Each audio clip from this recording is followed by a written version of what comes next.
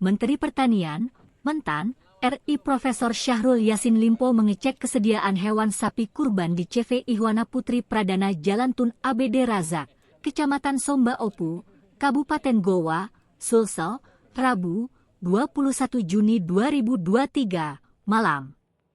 Memastikan stok kurban aman bahkan surplus dalam kondisi sehat atau bebas dari penyakit. Alhamdulillah, selama ini selalu kita lewati dengan dinamis namun ketersediaan selalu cukup dan aman.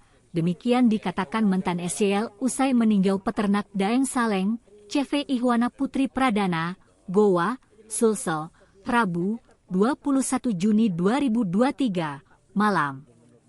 Dia menyebut ketersediaan hewan kurban secara nasional tahun 2023 yakni 3,2 juta ekor. Kebutuhan hewan kurban tahun ini untuk masing-masing komoditas yakni sapi sebanyak 650.282 ekor, kerbau 16.327 ekor, kambing 743.672 ekor, dan untuk domba 332.770 ekor. SYL mengatakan Kementerian Pertanian, Kementan melalui Direktorat Jenderal Peternakan dan Kesehatan Hewan PKH memastikan pelaksanaan kurban sesuai dengan SOP yang sudah ditetapkan. Bahkan, Kementan telah membentuk gugus tugas untuk mengawal ketersediaan hewan kurban. Pak Dirjen Peternakan sudah membuat gugus tugas untuk memantau ketersediaan hingga kesehatan hewan kurban mulai dari pusat, provinsi hingga kabupaten yang mengecek setiap waktu dan melakukan update data hewan kurban, ujarnya.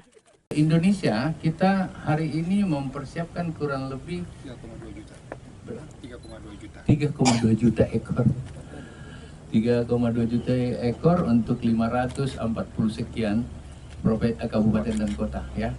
Dan hampir dalam deteksi dan laporan yang ada semua on the track, semua kesediaan dalam pantauan dan proses yang cukup baik. Oleh karena itu ada memang beberapa step yang sudah dilakukan Pak Dirjen Peternakan. Yang pertama membangun gugus tugas, adalah tadi timnya namanya itu aku sendiri sudah lupa, tim pemantau atau apalah.